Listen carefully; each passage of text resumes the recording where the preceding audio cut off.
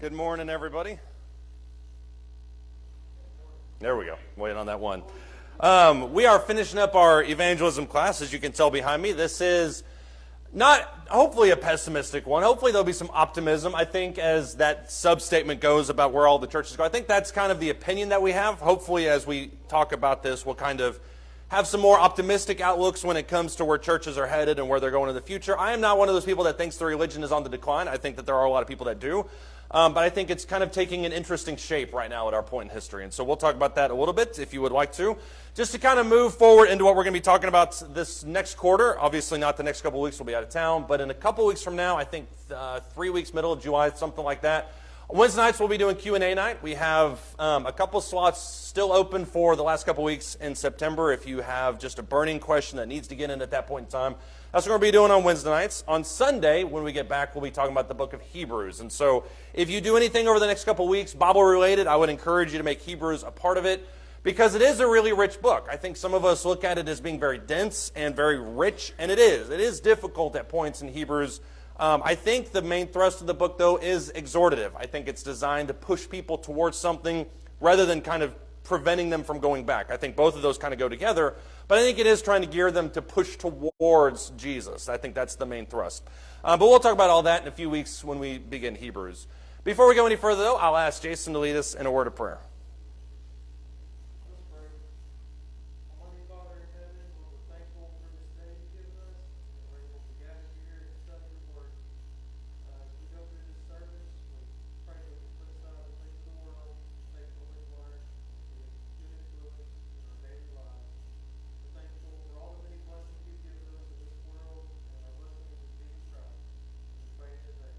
Amen. Thank you.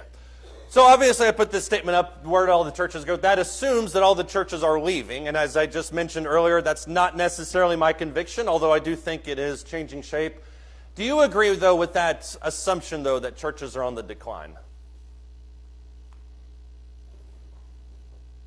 You don't necessarily even have to qualify it if you don't want to. You can just give me a yay or a nay.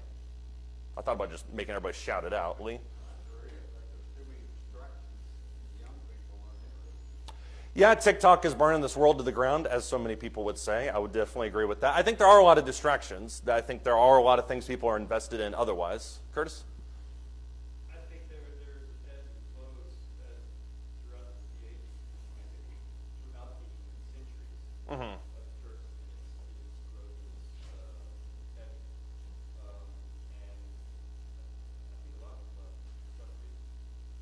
And so, in one sense, you see a lot of congregations.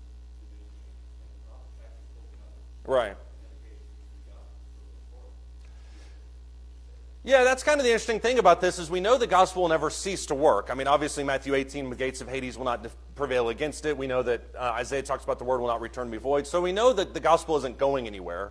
But it does seem like, as you mentioned, there are kind of peaks and valleys where it seems like everybody's really on fire. It seems like everybody isn't. And I think sometimes we look at it in very binary terms, say, well, people are really into the gospel and people aren't. But then sometimes the periods of time where people are really into the gospel, it's not really the gospel they're into. It's religious fervor. It's kind of this Americana idea that's baked into Christianity. So there's different versions of those peaks and valleys. So I do agree with that too. Does anybody else have an opinion on this? Do you have another opinion? Go ahead. Well, I just noticed in traveling, some of the congregations that were huge, just down to a handful of elderly people. Yeah, and I agree with that. And of course, I think a lot of that has to do with economics of the town. I think as the town gets bigger, the church naturally gets bigger. As some of those towns get smaller, sometimes those churches get smaller. But I do also... It's growing, and that congregation will be dead in 10 years. Which one are you talking about? Henderson, Texas. Oh, Henderson, Texas. Okay, yeah. Highway 79 got a congregation. I've been going there for 30 years. Mm-hmm. It's large as this 30 years ago. Yeah. Years ago, and it just It's interesting that you say you've been going there for 30 years because you've been a member here for about 8. So, I mean, there's some issues there. Yeah. lives down there. Right. I go back and forth, and when I'm there on Sunday, I go. Yeah. Then we went down to the coast to go fishing one time, and I came up to Jacksonville. Mm-hmm. And that building was huge, and there wasn't but 30 people, 40 people. Yeah, this topic can be kind of sensitive because I think all of us have similar experiences to that. I remember one of the very first meetings I ever held was in Crane, Texas. And Crane, Texas, back in the 50s was a huge oil town. I mean, it was a huge mining town, that kind of thing. Well, that building easily, and I'm not even exaggerating, easily seated 500. There were probably 20 people there. And for whatever reason, they all insisted on sitting at the back and making me preach in the pulpit, which made really awkward just to scream. But I think we all kind of have experience with that where the church you grew up in or the church you've been familiar with, it's just not as big as it used to be. Sometimes that's the result of, a schism in the church. It's a very unfortunate incident. Sometimes it's just the result of time. And I would put a caveat on some of that too. Sometimes when you see a church go down, in its place, two kind of pop up next to it. And so maybe you have one that's, this area over here is developing, this area is here. So instead of kind of this one just obliterating and nothing being there, there's other churches that are cropping up nearby to kind of take its place. That's kind of the revolving aspect of it. Ray? Yeah, America has had it good for a long time. Very prosperous. People have come along and, got their items together and called it home. Mm-hmm. And, it's like, I don't have to go to church. I'm doing right without God. And they take it out. Just, don't, it's not in their life anymore. Right. Like we talked about yesterday. Yeah. People nowadays, we sit there and look at them and say, you done with that? I need to answer to that question. Yeah. And they're all standing there looking like you're asking, where was the stagnant theory or something. Which I cannot prove, by the way. Yeah. Yeah. But anyway, people, like I said, look at the Twin Towers. When we went down, everybody came to church. When things were going fresh, Mm-hmm. God naturally just seemed like the Prince out of man's life. There. Didn't have anything to do with it because I'm doing good without it. Right. There is an inverse relationship between the economic or the needs, I guess, of an area and the relationship with church. I mean, that's one of the things that Moses talked about. He said, be careful when you go into Canaan land and you get all these goods and you become wealthy and become fat. And he said, at that point, you're going to forget your dependence on God. And so it seems like as material goods or material satisfaction kind of increases, the need for God goes down, which that's going to be something that's replicated throughout time. But that's something that we have to be very careful of. Jeff? So if you look at the question from the view of how the world defines churches, there's Right. a lot of ebb and flow in churches. Right. Community churches pop up, Mm-hmm. mega churches Yeah. thing too, and so it's kind of a lot of ebb and flow. It is, and sometimes you have these. I mean, I literally know of a church right now in a town that's a good distance from here, but you've got one church, the two churches of Christ in this town. One is enormous. I'm talking 500, 400 people. The other church, which used to be, quote unquote, the dominant, and I don't mean that in a hateful way, they just used to be the one. Now they're about 20 people, and that preacher's talked often about how when people come to the town, almost everybody wants to go to the other one instead of theirs because it's just not as big, and the other one has more kids and things like that. So in some cases, it is the ebb and flow. You talk about churches. In some cases, it's the way we define religion, and that's, I think, you mentioned there at the beginning. I'm sorry. If you look at No. the Church of Christ, probably it's struggling. It can be. I think, and I'll talk about this more here in a second, I think most churches that are defined by a moniker of sorts, I think most of those are on the decline. But I don't think that necessarily means that religion is going away. Yeah. I had to put moniker on there because I've never gotten to use that word. Go ahead, Levi. Feeding off the point that Ray was making, I think we talked about this maybe last week. This is very symbolism of the cycle of the Israelites in the Judges era. Right. Right, it got usually broken into like four main Yeah. categories as far as like they're strongly following God. Right. And then they start to leave God and follow after idols. But like I said, things are going good. Right. How much do we really need him, his influence, this kind of thing. Mhm. And then God's like, okay, fine, you're going to play it that way. Yeah. He lets a foreign nation come in and attack them. Right. And it's all this war and all this stuff. And people are like, oh, why are you doing this? Please help us. Yeah. And he sits in a judge and helps them. This cycle. Right. It's almost, People haven't changed. no. It's almost a story that's just as old as time itself. The more that you think you don't need God, the more your material goods, the more safety you feel, then the less you obviously have a need for God. But once that moment of impact, and that's what Ray was talking about earlier with 9/11, once you realize that there's something bigger than you out there that could overtake you, then you all of a sudden realize your need for God. And so that's going to exist. That pattern is going to exist till the end of time. So I think you're exactly right on that. Karen?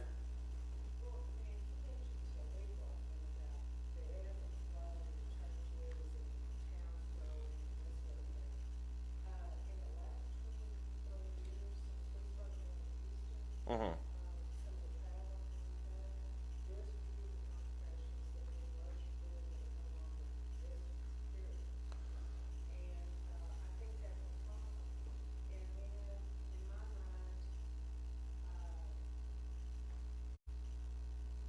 we had a man that was a member of the big one, I was 21 years old in Marlin, Mm-hmm. the liquor, and we went over there for her funeral, and I went in, they've got the big Starbucks cafe in there, they've got, Ooh. you name it, it's Mm-hmm. there.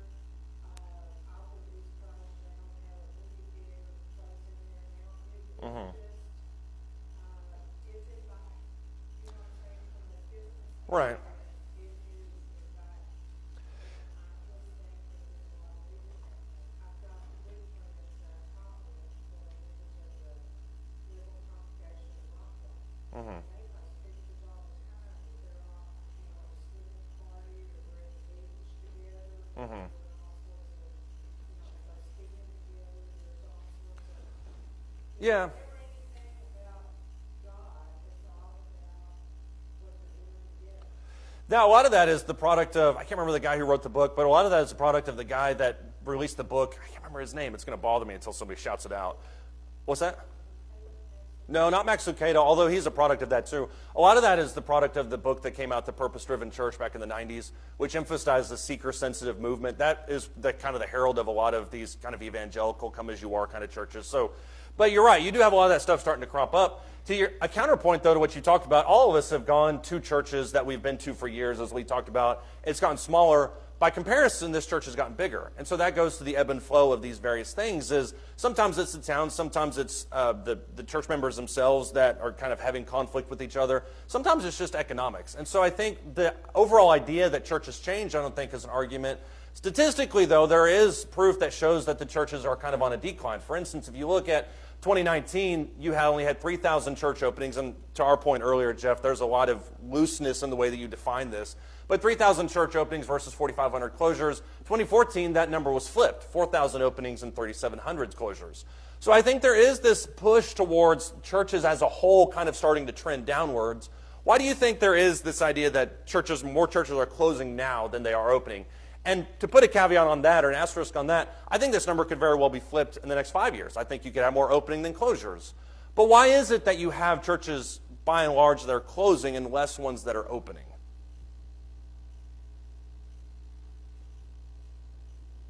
Some of this is we've already talked about, Ken.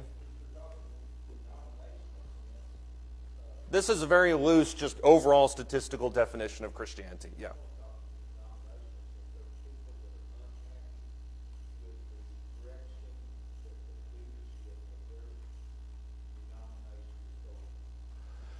Well, the Methodist Church specifically is probably the bullseye on that one. I mean, there's people that are very unhappy with how things are being talked about, how things are being kind of mentioned. Yeah. Yeah, that's gonna be a big part of it. Lee? Well, I think our educational system is influencing our youth in a more negative way where we don't need God. Well, maybe, but that's been an issue for as long as time has begun. I don't know if you can pinpoint it just to the educational system. It's growing, it's snowballing on us. That's true. People said the same thing in the 60s, though, so I don't know if that's just a current modern-day thing. Is it not declining? I mean, I don't think so, but my wife's a teacher, so I kind of have to say no. But Quality of education, I'm just saying that they're taking anything spiritual away and don't want you to have in certain parts of it, media and, you know, I do not think that you can pinpoint it just on one thing. I think it has to be a conglomeration of entertainment. I think it has to do with social media. I actually think the internet is a big problem in a lot of ways, and I think it can feed false narratives, and I think it can feed this idea of hedonism and immorality. I mean, but that to be said, people said the same thing about newspapers 100 years ago. You had the yellow journalism 100 years ago that sensationalized not totally accurate news reports. And so you've got a lot of people that have just a general distrust towards information as a whole. So you have the destabilization of the family unit, and then that eventually creates this idea that I don't know who I can trust. All I know is I can trust myself. And so I think that breeds into it as well. That was probably down a different path than you intended it to go, but that's my honest opinion of it. Does anybody else have any thoughts on that? Curtis? So the various reasons why church openings can be multitude. Why is, like you say, economics. Right. In Texas, it's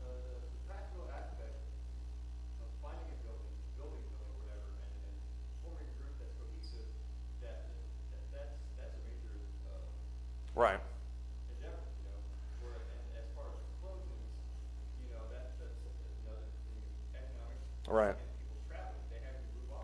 Right. And so the question is, what about the number of Christians? Are they Right. diminishing or not? And then what about the attendance? Yeah. Is that diminishing? And the evidence is, yes, it is. In fact, I've read several articles in the past decade about not just churches of Christ, but also denominations. We see the same thing. Right. People are doing major exodus.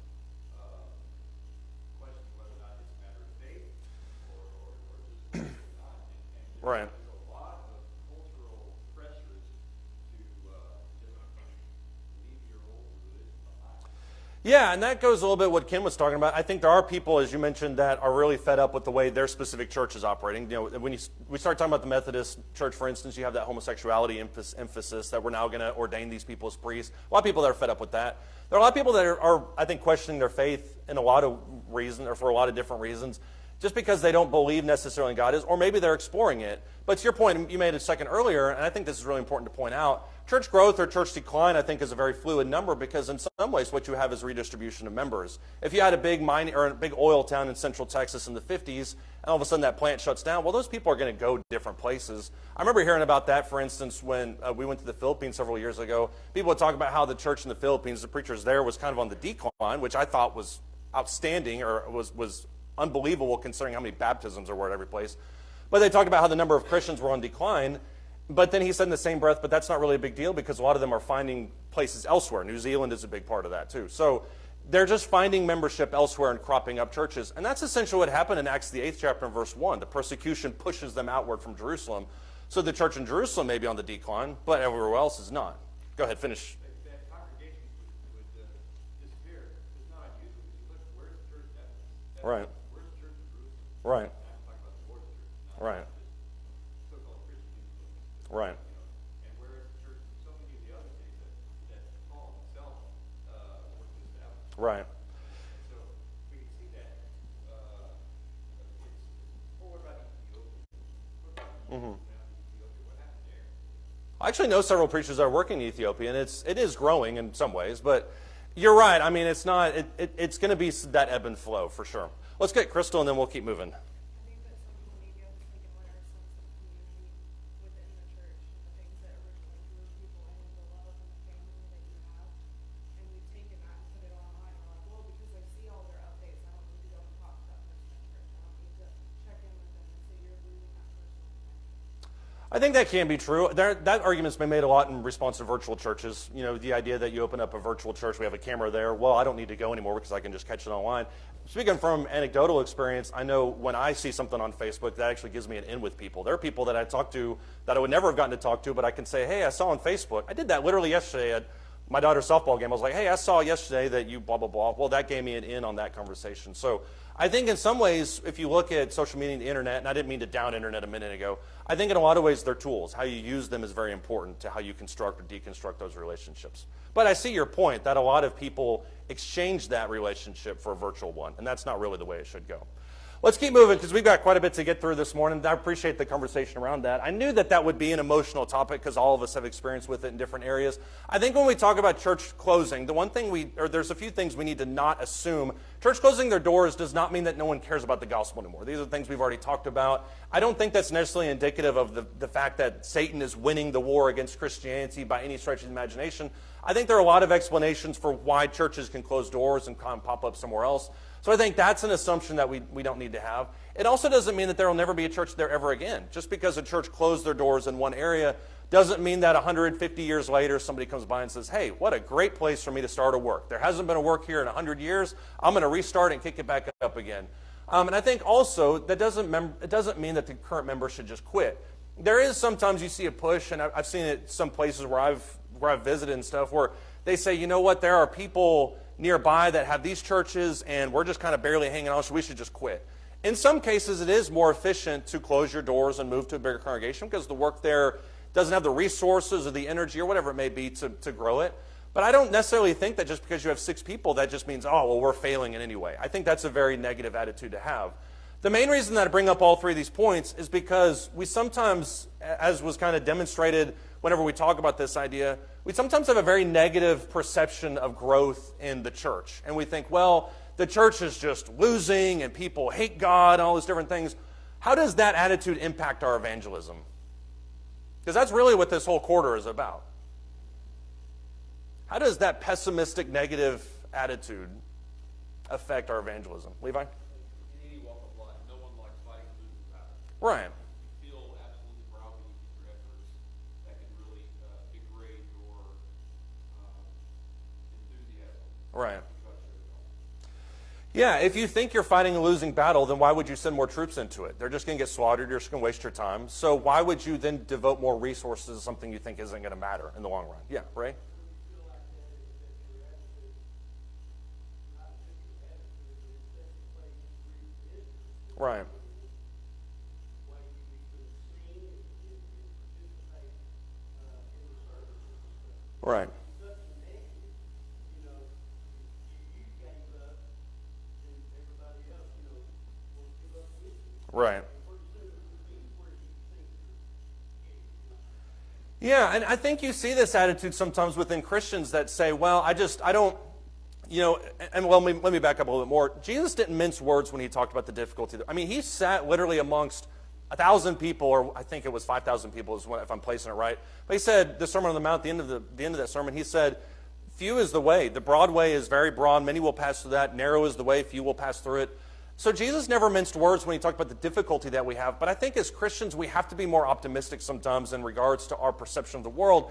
Because sometimes we do think that maybe, you know, this is in decline and this is in decline and the world's out to get us. Those may very well all be true.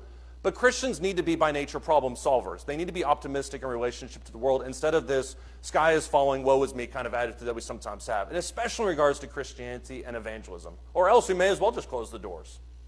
Does anybody else have any thoughts on that? That was a good point, Ray. I think when you look, and this is something that Levi brought up earlier, so he killed this half point. So we won't take time to read this. But I think to get to this idea, we realize that the world is very cyclical. And you saw that, for instance, in two distinct places.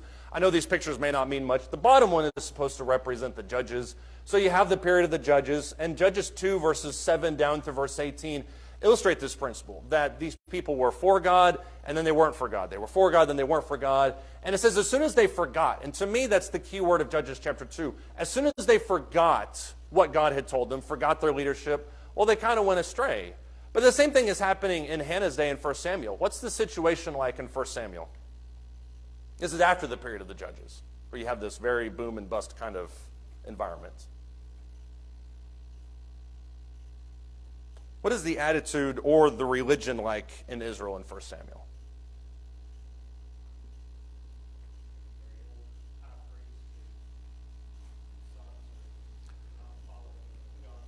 Right. I don't know if the old high priest is necessarily negative, but you're right. You have a priest who's probably not going to be around very much longer. You have a high priest that's not engaged, obviously not as engaged as the opposite. Right. That's probably a lesson for another time, but you're exactly right in that God kind of takes Eli to task for the fact that his sons are doing things that they shouldn't be doing, and Eli really isn't doing anything about it. But to your general point, you have the sons of the high priest who aren't doing what they should be doing. They're using it as their own personal piggy bank. They're using it for other purposes that we don't necessarily have to go into right now. That is a major issue when the teaching element of the religion is in decline. What else do you have happening in 1 Samuel? Hannah shows up at the base of the temple and prays with her, just using her lips. No sound coming out. What does Eli think? She has to be drunk. There's no other option here, which I think is a terrible commentary on the perception of religion that day. If your first mindset is when somebody comes to the temple and prays and is just using their lips, if your first mindset is this is just a drunk guy, then that shows that probably doesn't happen very often, but it also speaks very negatively about the perception of religion there. You also had them using the Ark of the Covenant as a totem of sorts before they went into battle. You have a whole bunch of really, really pessimistic things happening. And I think if you look at that snapshot in time, it'd be very easy to say, well, this is just the end of religion in Judah. What happens in the rest of 1 and 2 Samuel, though? I understand this is a really, really, really broad question. What? You do have a decline in such that they reject God. You do have that, and that's probably the bottom of that line. Yeah. Curtis? Well, in Samuel's day, when his being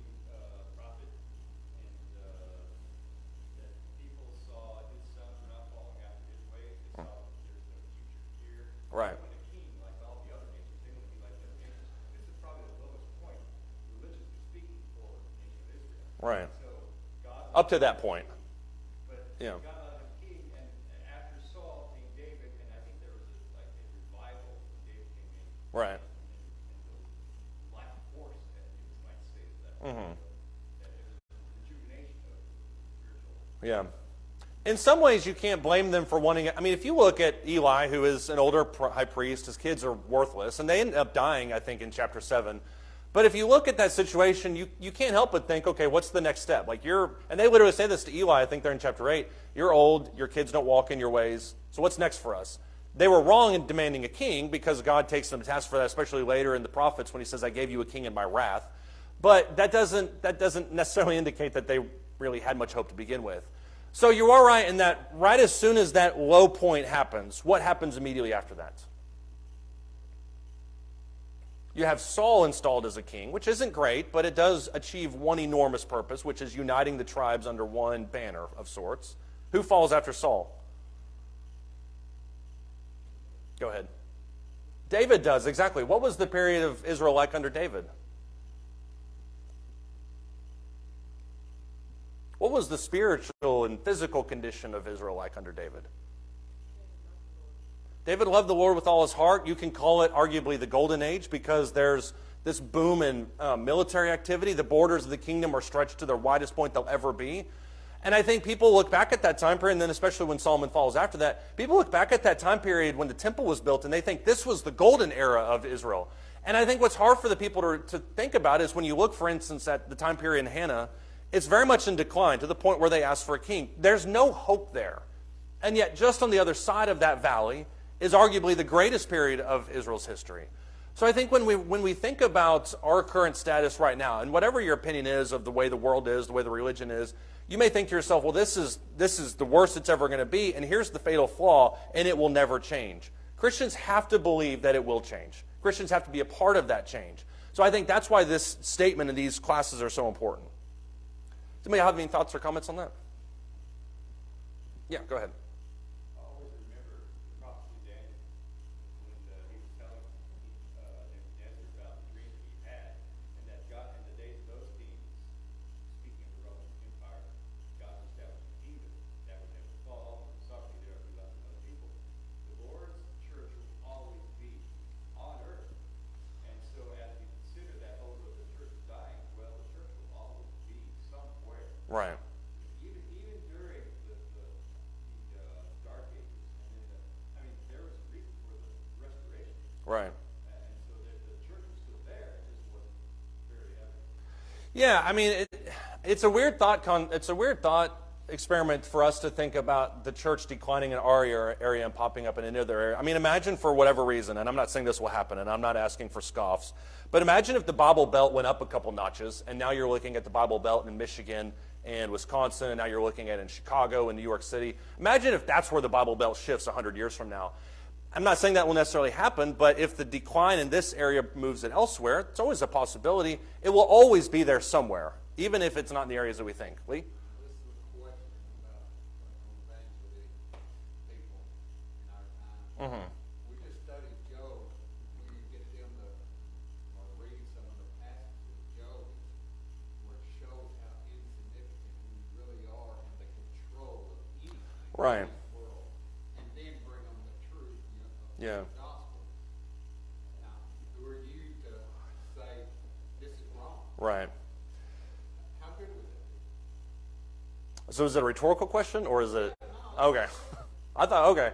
So first off, I'm glad you said insignificant in the control of the world, because I think when you look at what Job talks about, and you mentioned this a second ago, when you look at what Job talks about, and you look at passages like Psalm 8, where he says, what is man that you are mindful of him?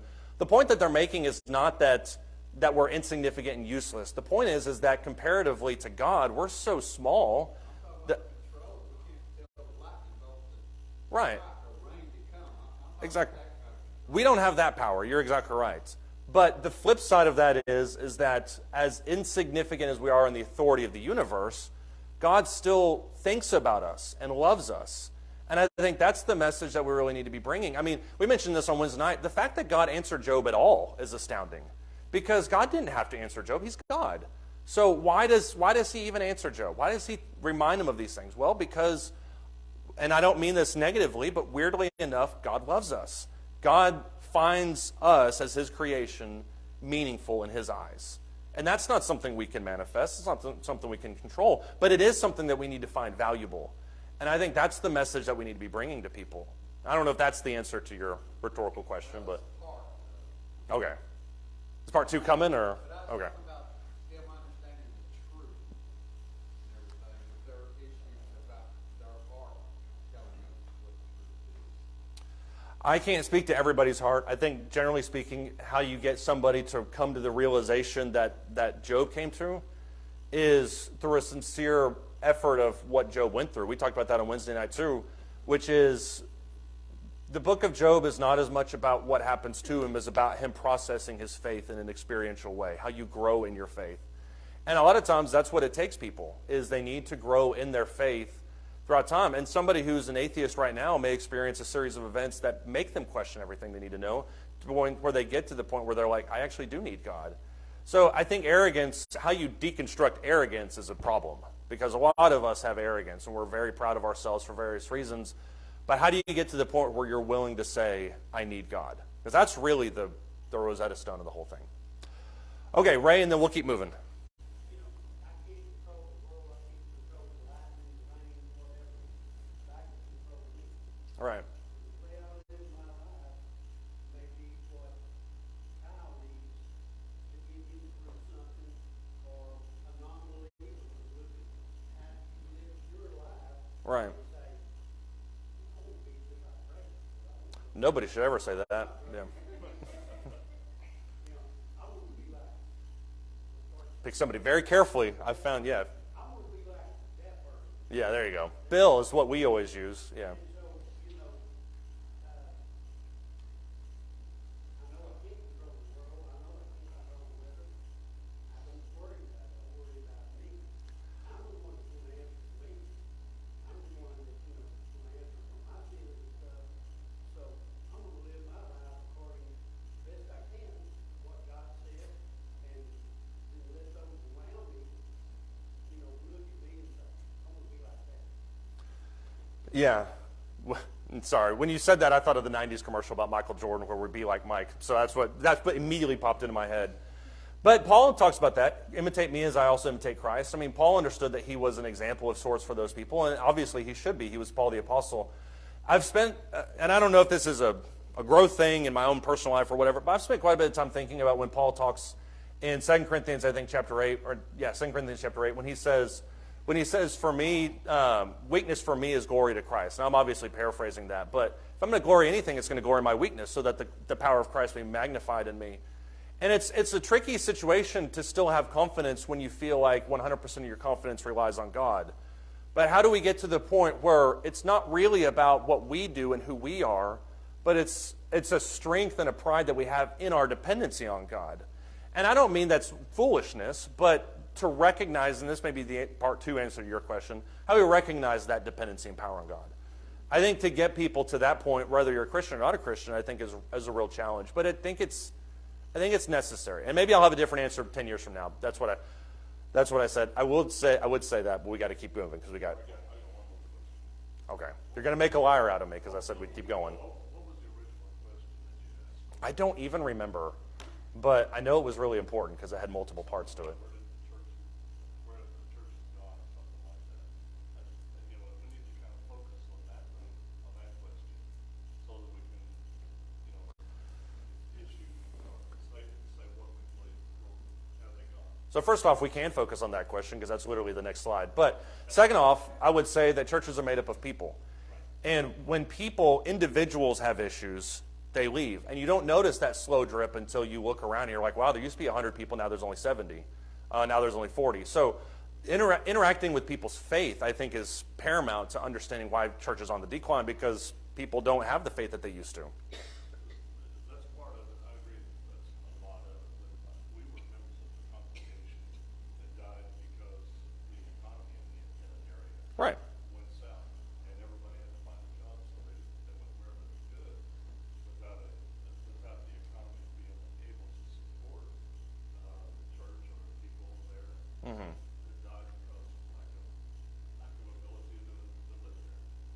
Right, that's what we talked about earlier. The economics of a town can impact that too.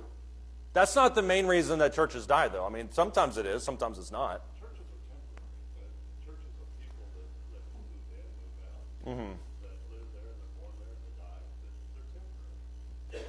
That's true. Okay, Curtis, let's just get everybody going. See what you made me do? Go ahead, Curtis. I don't mean that to you. Just go, yeah, please talk, yeah. Revelations conclude. We pay attention to Revelation, we get a clue why church congregations might die. He also considered the Word of God is alive, active, sharper than two-edged sword. It is what it pierces the separation of the bone and the marrow, Yeah, and so forth and so on. But the idea being that the Word of God gives us life. yeah, As we consider what gives a congregation life, it's not merely assembling together, but rather delving into the Word and implementing those things that are learned right, in their own lives. And there is, people are looking for real life, yeah, and we can see it if they come. right. And that's kind of the personalization of what we're talking about, which is that we're talking, we opened with the question, why do churches die? We started talking about why is religion on the decline, which was the way I kind of wanted it to go. But you talked about it right there, which is that the reason that churches die is because individuals don't feel that life, And you can tell. I mean, you walk into a church, if the preacher never opens his Bible, which I know we haven't read anything yet. One of that's because Levi stole mine. But the other one was because we've tried to hopefully quote a lot of it. But I do want to kind of bring some of that into, and some of this slide will be things we've talked about. And so some ways this is kind of a catch-all class where we've talked about this quarter. But why do churches die? Number one, evangelism isn't expected. If you look at Matthew chapter 5, verses 13 through 16, Jesus says, you are the salt of the earth. You are the light of the world. But then he asks the counter question, which is, what happens if that salt is flavorless? What if that light is put under a bushel? Why does Jesus ask that question? Number one, because people do become lightless and saltless. But why does he ask that question?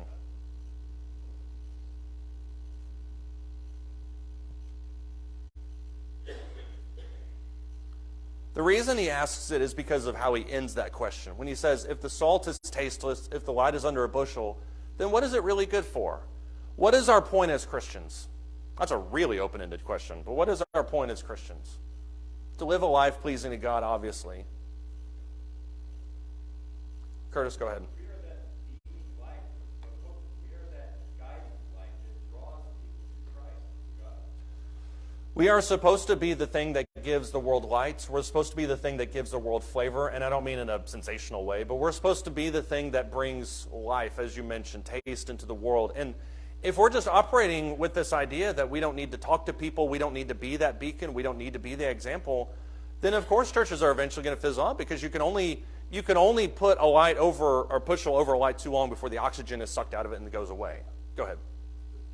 Build up spiritually the people that's here and also reflect that to others. Right. Yeah, to build it up and to reflect it onto others and to hopefully continue that light and to bring it all out of everybody, for sure. I think churches also die because there's a lack of biblical leadership. What does leadership have to do with evangelism?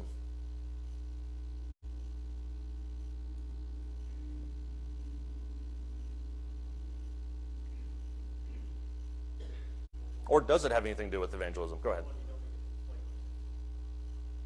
Okay, go ahead. Expound on that.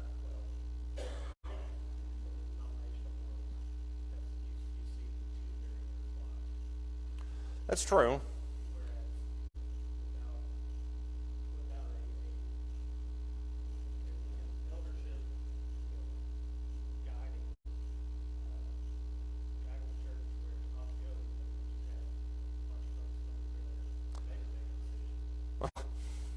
Are you talking about business meetings, which are always extremely efficient? And yeah. I'm not talking about business meetings where the elders talk to us. I'm talking about where we all sitting around in a room and talk about it. Those aren't always the most efficient way of doing things, yeah. It can be, because there's no one person to say this is the direction we need to go in. And that's the value of elders and deacons, is they look at things and they say, okay, this is the direction we need to go. But the qualities, the character qualities and the spiritual qualities obviously make up that direction. It's not just people that decide what they want to do. So you're right, there needs to be some kind of motion towards a specific goal as opposed to just kind of an amorphous blob just kind of shifting from day to day. And I didn't mean amorphous blob in a negative way. I know that probably sounded really terrible, but right. Leadership on a congregational level, directing how congregations are supposed to run. Yeah. Acquiring more real estate, or Yeah. non-Bible It, thing. it can be, or it can be, yeah, people that are obsessed, leadership that's obsessed with financial or spirit or physical things, but it can also be leadership that is biblical but is acting more like a dictator than it is a leader. And that the idea of a shepherd is, I think, really paramount to understanding what an elder is. The desire to maintain and not grow. Go ahead, sorry, Kyle. Going back to the second, I think there's never a time when it's been more apropos than now. I would add to biblical leadership the organization of churches you see in the Methodist church, particularly everybody's talking about. But the Southern Baptist Convention just had a huge discussion over women leadership in churches. Rick Warren, that's his name. That's who I was thinking of. Yeah, sorry, that's a comment from 30 minutes ago. Keep going. Right. There is a reason that God instructed us to have autonomous churches. Anytime the leadership of a religious group is being led not in a biblical way, there's a reason that God ordained and instructed us to be autonomous and to lead the way that He prescribed, because men are always going to lead on a place where He doesn't want them to be. Yeah. People have over time, that's why I think they've been turned off from churches, is they've been burned by unbiblical leadership and by people making decisions that are not according to Scripture, because of what this committee of people should have.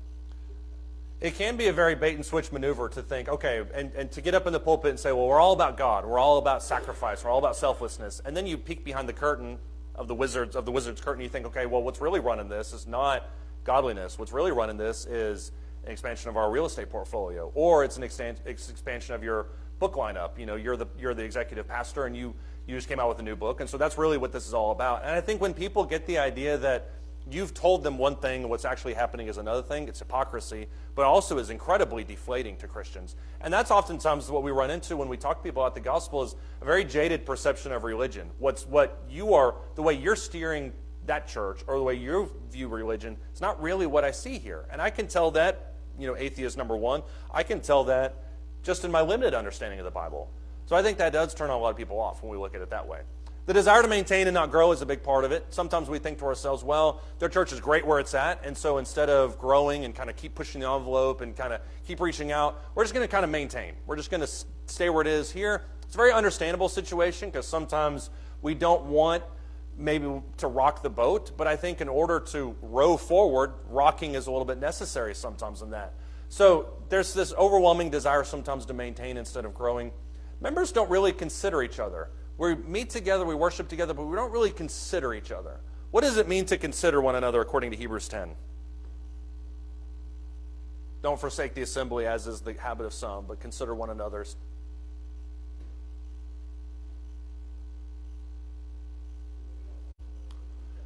We're looking out for each other.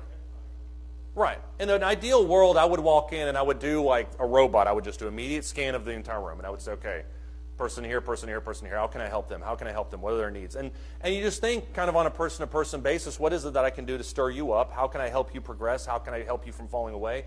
So but it takes deliberate action. I'm considering with my mind how to stir one another up, and then I'm acting on that. So that's a big part of it. Hebrews chapter 12, verses 4 through 7 talks about how persecution is really intense.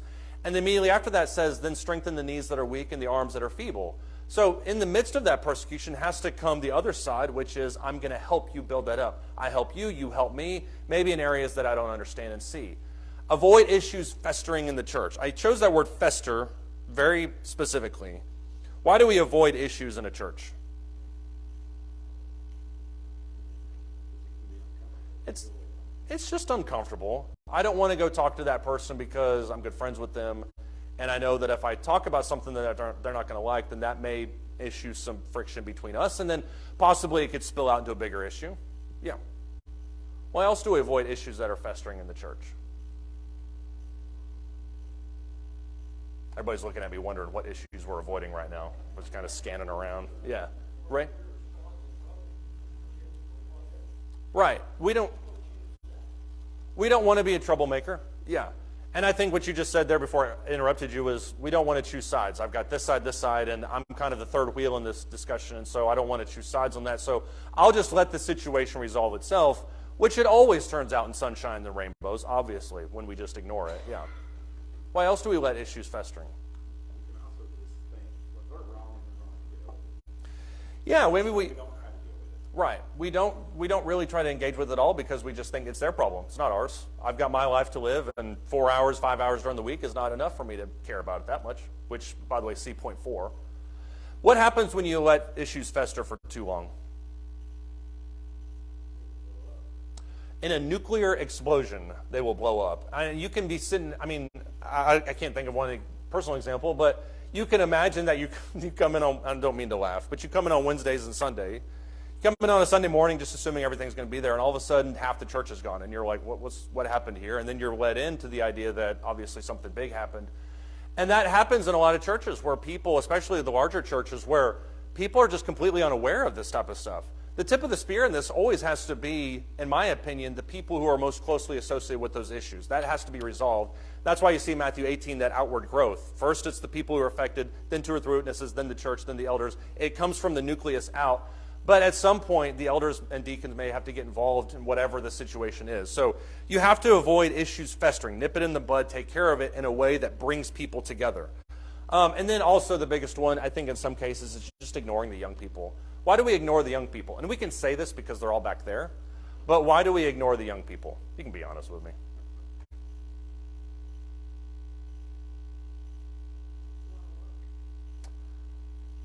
I want to hear more about that, but you don't have to expound on that.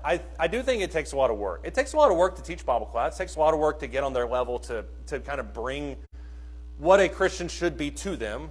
Levi? This is, let's say this fall in the category of items that we have for a young person to,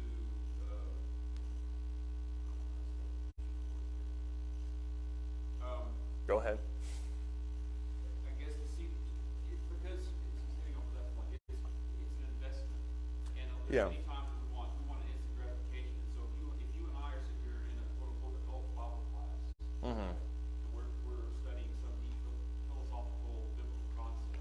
Mm-hmm. A young person may not necessarily have anything to contribute or understand about that particular conversation Right. yet. Right. But to that point, it takes it's an effort, it's a time investment Right. that you may not see the benefits, possibly never, Right. but you're not going to see it for years. One of the most direct indications of how what out here will look like 20 years from now is how back there is going right now. And because we don't see that, we don't think that it's important. But one of the best ways to quote unquote secure our future, and I think build the church up, is to invest back there. And I don't mean just in the Bible classes, I mean just on a one-to-one basis. I can still remember the people when I was a kid that invested in me as a 10, 12, 16, 18-year-old. Kyle?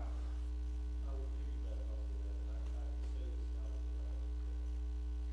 we can't rely on Bible class teachers. Right. That starts our house. You are responsible for your kids Right. and your young people that are in your charge, because that's a responsibility God has placed on you as a parent. To get that kid from 2 years old, Mm-hmm. I know right now, to spiritual maturity, and that can't happen in 3 hours. There's no possible way it can happen like that. And to be fair, you can say the same thing about us as Christians. If you're, and I hope this isn't, of course, it would just be demeaning to me. I hope this isn't demeaning to me and what we're doing here. There's no way that these 45 minutes can be as impactful as they need to be to take somebody to maturity. It requires personal study throughout the week and growth in your own kind of life. So the same thing is true as kids. Like if you're counting on those 45 minutes on Sunday and hopefully 45 minutes on Wednesday to grow the Christian, then you're going to find out 15 years from now that that's woefully inadequate, because it takes, as you mentioned, the constant modeling of what a Christian is, the constant investment on prayer and Bible study to make those things a habit where they should be. So I totally agree with that. It doesn't get any easier when your kids are older, 7. I mean, take it from experience, obviously. To those with older kids, you can say that to me, obviously. Those who have kids older than 7. Does anybody have any thoughts or comments? Yeah, go ahead, Colin.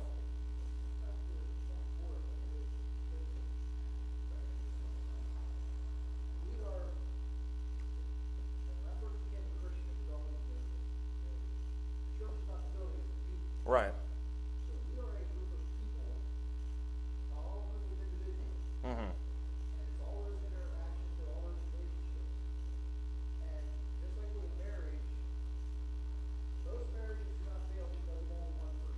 Right. It's that interaction amongst everybody. Right. And we have to look at each other as individuals. Mhm. You know, like, I can say that I struggle with a particular issue right now. And if it's happening to me with past before, I would say, I don't understand this. Automatically, I get this response, this response, this response. I don't want to serve God. You're just being stubborn. Whatever all this stuff. Instead of someone looking at me as an individual, Right. they're making all those judgments. Mhm. I think you have to consider others as individuals and not make those type of things. Right. You have to actually think about how you can help them instead of just knee-jerk reactions. Yeah, I think that's a good point. All right, we will pick up in a few weeks with Hebrews. Thank you, everybody.